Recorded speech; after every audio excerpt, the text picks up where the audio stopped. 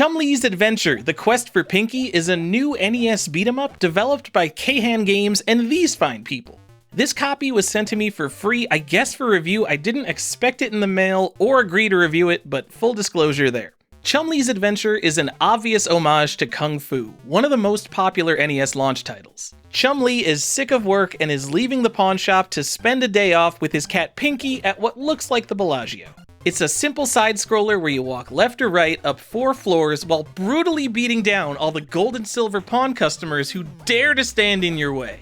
Each level has a boss at the end, and when you're done with all 4, the game loops back to the beginning so you can essentially see how many times you can beat it on 3 lives. There are 3 main enemies in the game: kids who are fast, slingshot-wielding nerds who are normal speed, and grannies who are slow. Although all of them just run across the screen towards you and you press the B button to attack in their direction and savagely assault the public. Like Kung Fu, this is largely it. There's not a lot of strategy or variety here. Each of the enemies is approached in the exact same way. You press B to kill them when they're close enough. The 4th level adds birds that fly overhead, but they aren't much of a hazard because there's almost no reason to jump in this game at all.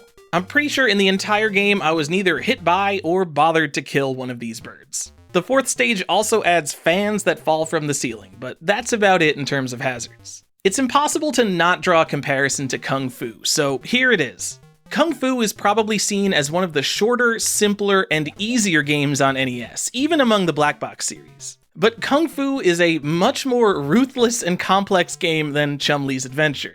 The first time I played Chumlee, I beat a loop of the game in about 7 minutes without dying once. I ended up doing 4 loops of the game, and it didn't get harder and it didn't end, so it just seemed like I could go on forever if I wanted to. While just capturing a few seconds of Kung Fu footage for this review, I got numerous game overs for comparison.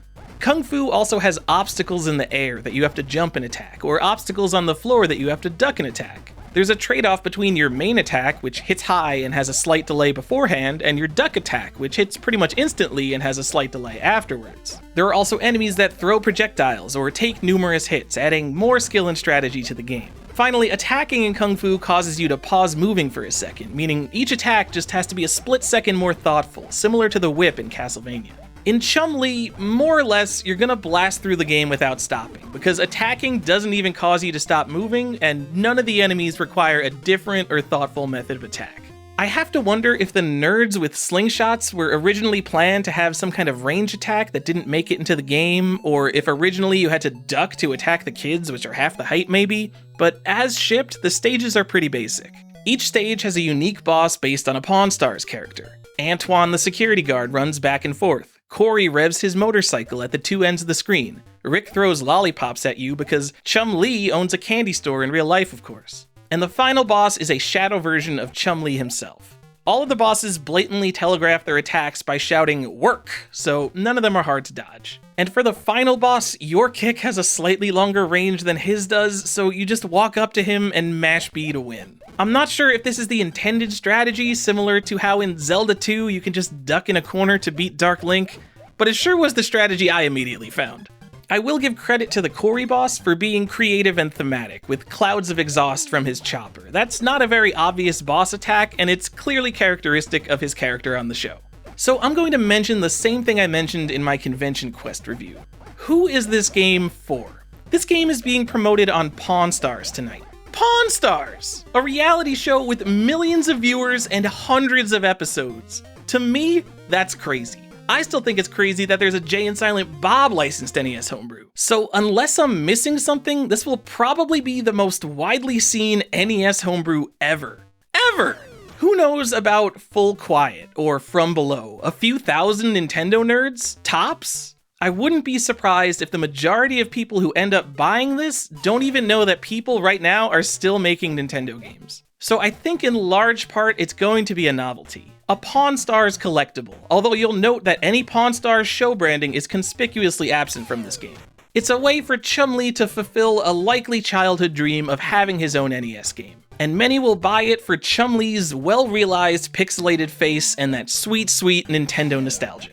If you know me, I generally prefer challenging games, but the core audience for this game might be someone who can no longer beat the second level of Kung Fu, and they just want to blow through this for 15 minutes for that quick shot of nostalgia.